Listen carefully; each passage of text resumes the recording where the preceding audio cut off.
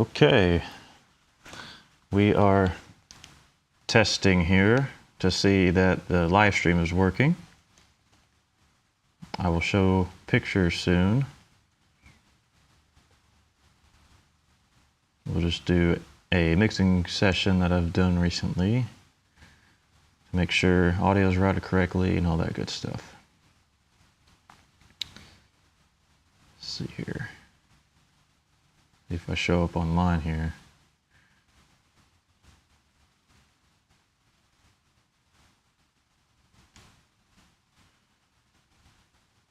Let's see here. If I do this. Yeah, I could hear that. Is this public?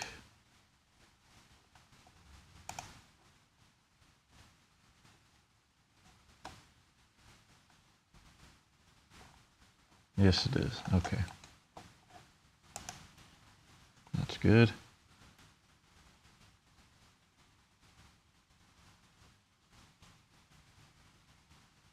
We can see Twitch. All right, cool.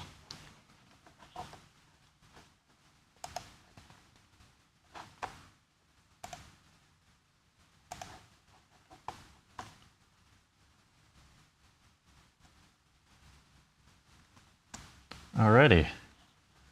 See if that's working. Looks good. Let's open up a session. I'll just pick something I was working on yesterday.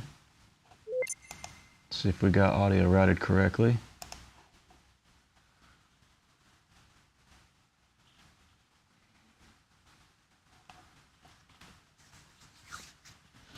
Load those audio files, man. Yeah. Oh.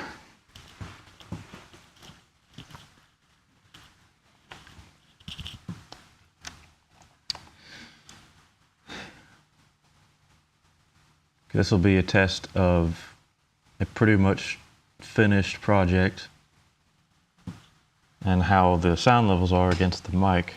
See if we can still hear. I try to retain the audio levels when streaming audio projects, but we'll see what we need to do. Maybe it'll just be turning me up like this. Okay.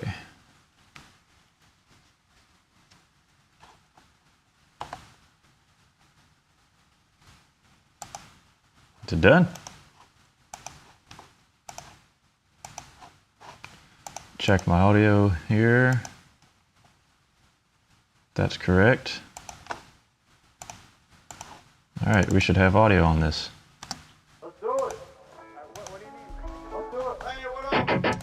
Hey, how are we doing out there tonight? It is. Let's skip to the song.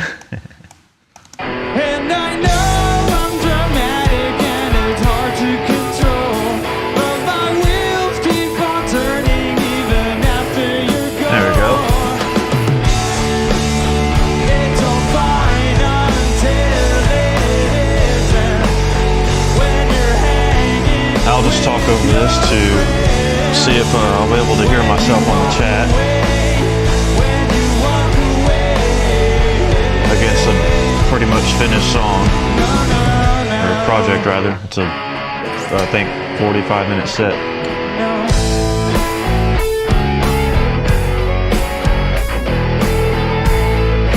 Okay. I'm gonna take a listen.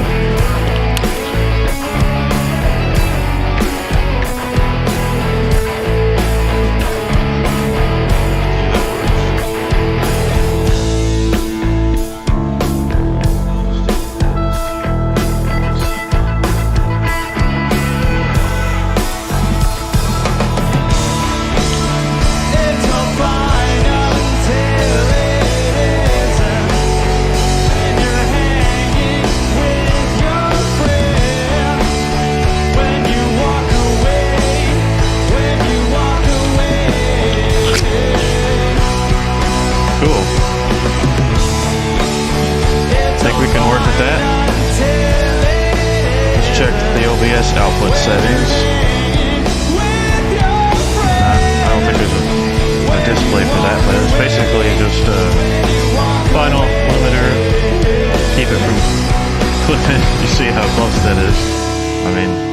loud. What are you gonna do?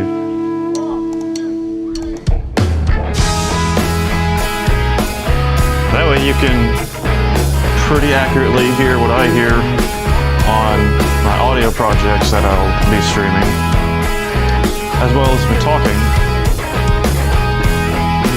at the same time. Don't stop, it's closer than Well, since we're here, I'll show you a little bit of this project. something to believe in. It's been so long since Yeah, this here that I'm adjusting is my own volume, my earphones.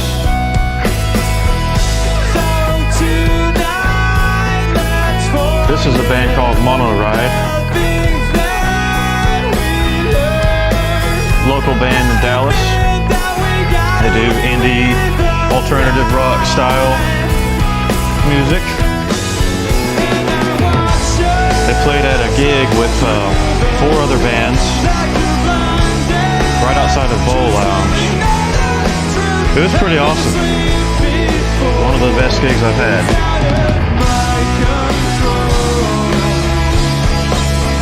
The guy singing right now is Hector. He was the one that had me come out there to help him on this. Provide my audio services.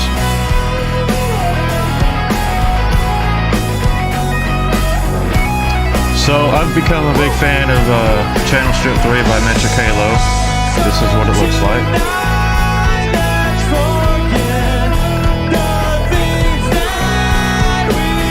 I like it because it's the closest thing I can get to a live audio console, such as, you know, the Midas M32, one of the most popular ones there are. You see it everywhere. And then that compared to Presonus consoles, Yamaha consoles, Allen and Heath, they're all very similar. So basically what you have here, you got your input gain, could very well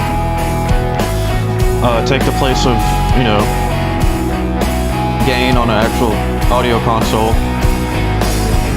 And when I gain stage using this plugin or compression in general when I'm mixing post-production, I usually set my threshold on everything around -18, and then I just bring the gain up until you see it touching that threshold. So that's the only reason I use this kind of approach. I could set the threshold a bit lower, and that might help with my fader levels.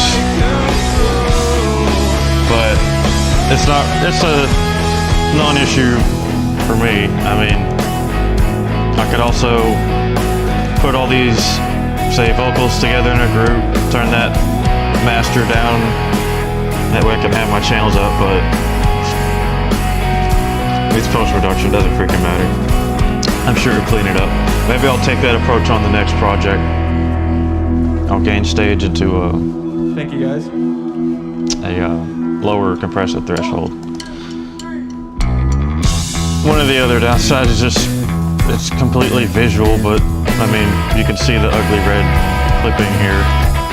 But of course, when you see the channel strip on the mixer, you can see that it's not clipped.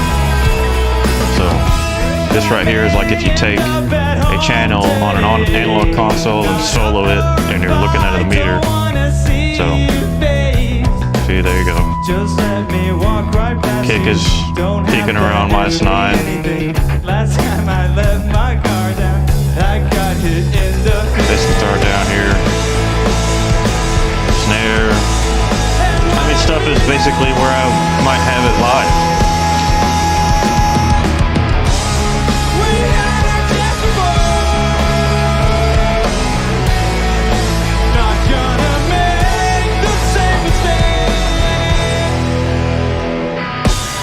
Alright, so going past the channel strip,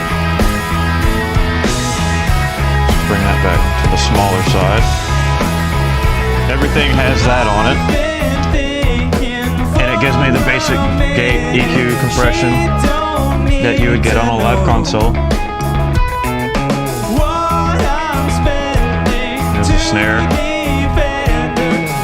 And I was really impressed with just what the mics picked up on these, to the point where I didn't really, you know, take out a whole lot on the EQs.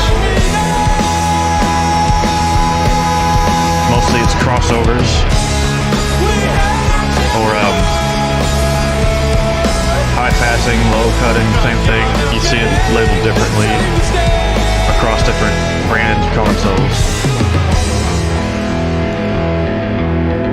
A little bit of help on the toms, you know, but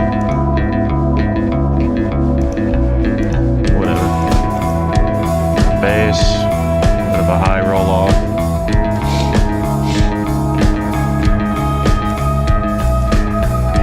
Now the guitars that were played in this set, the singer's playing, I think it was through a Tweed amp kind of set up.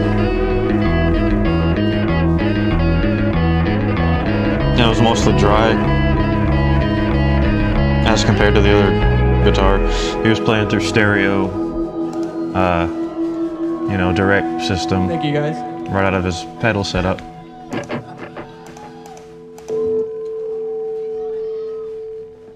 Woo! So I got them panned How according we to feeling kind out of there, huh? where they were How's that standing on fucking stage. beer from Manhattan Project. Is it the shit? I haven't had it yet. Why hasn't I was anybody playing with brought the me a audio, fucking beer? auto I heard a few pitch. people out there. Skip this part. Playing time. I was playing with the auto pitch on vocal channels, but decided It's way too late. I don't freaking need it. I guess they don't need it. It's the Indie Rock Show. Who cares? The last thing I wasn't too sure about is the panning on the background vocals when they come in. Kind of also according to where they were standing on stage. It's a neat effect, but maybe I just need less of it. Just take it to like 33% instead of 50.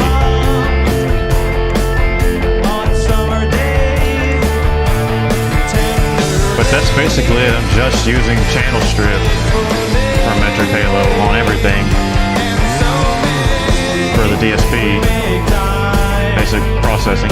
And then everything after that is just sends to my different effects mixes. I set up a pause effect, but didn't use it.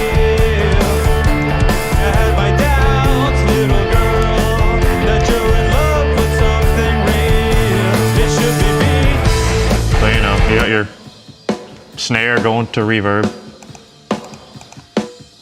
dry snare. What else? You know, toms are going to it. Let's see here. Find out when they hit.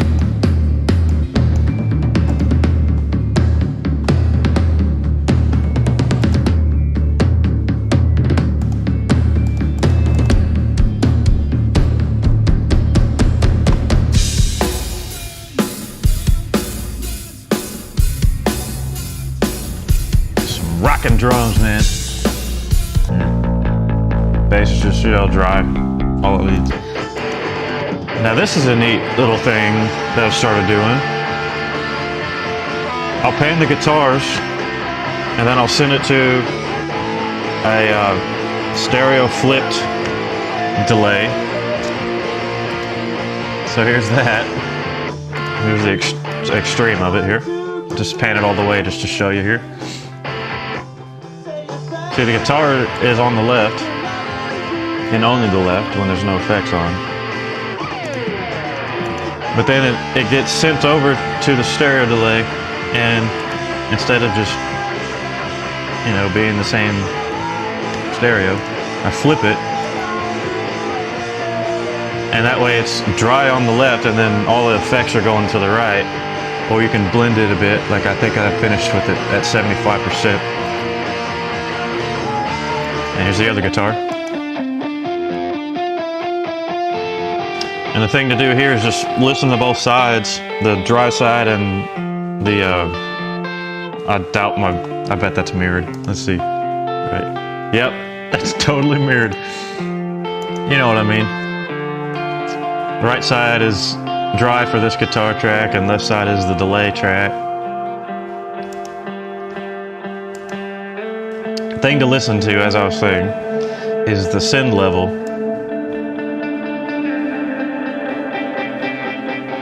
I like to have it like, I find out where it matches, which sometimes just happens to be at 100%.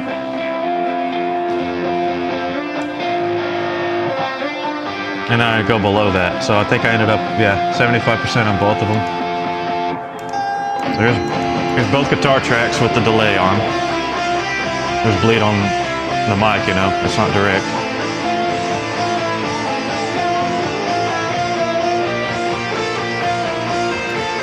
Turn off the delay.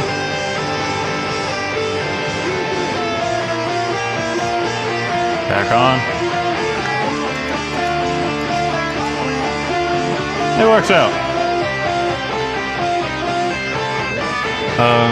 And then if I send a mono signal to that, it's just a short delay, like such as the vocals. Thank you. We whirled around in the mud. So if I turn it off, It means nothing. turn it back on. Think about yourself.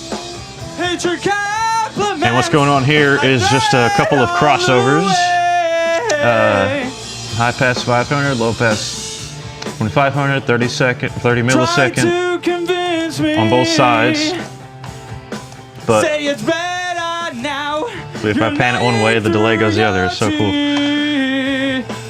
The vocals is also going to a longer delay. Same crossovers, different time values.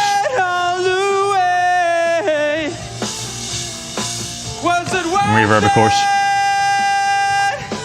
With your hands around my neck. 1 1/4 second. You'll break under the weight.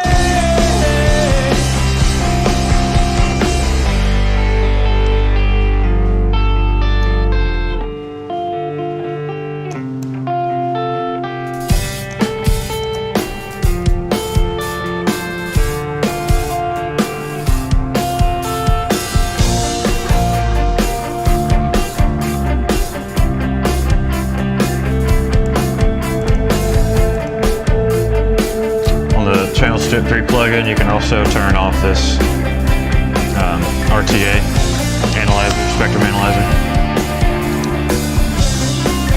and you can turn it on any of these gates so that you can tell exactly what frequency you're needing to let through, all that cool stuff. If you want to, they call it sidechain in the plugin. I guess it's what it's called. You want to sidechain it to filter the threshold based on a frequency, you can totally do that. So I'll try it with something obvious, the snare drum. If I do that, let's see, band pass. Here we go. You can make it pretty steep. Go back to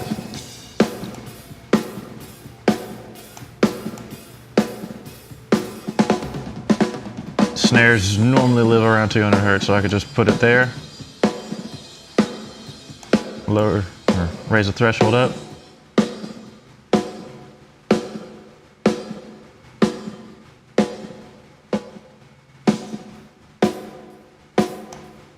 And there you go. If you really want to clean up microphone bleed and that kind of thing, that's a way to do it. You can filter it to a frequency, so just find a good frequency of whatever the source is, and the gate only opens up when it hears that frequency.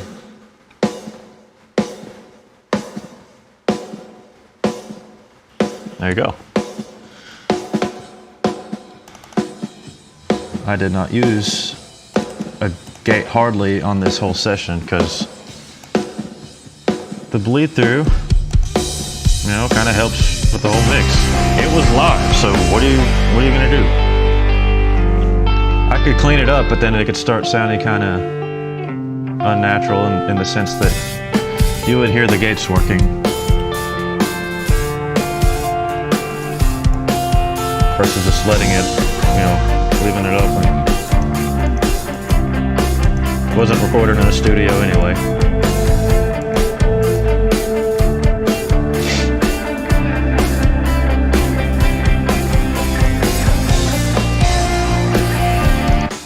Now see, there's a lot of bleed through on the vocal mic, so.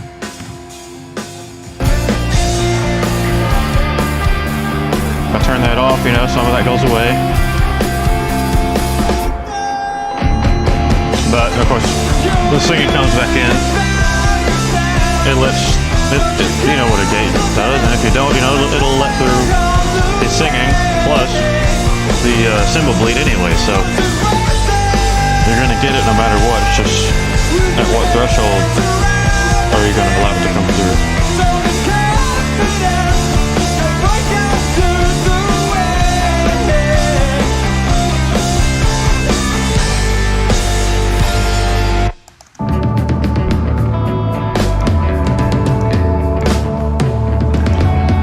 All right. Well, I think I'll call this test good.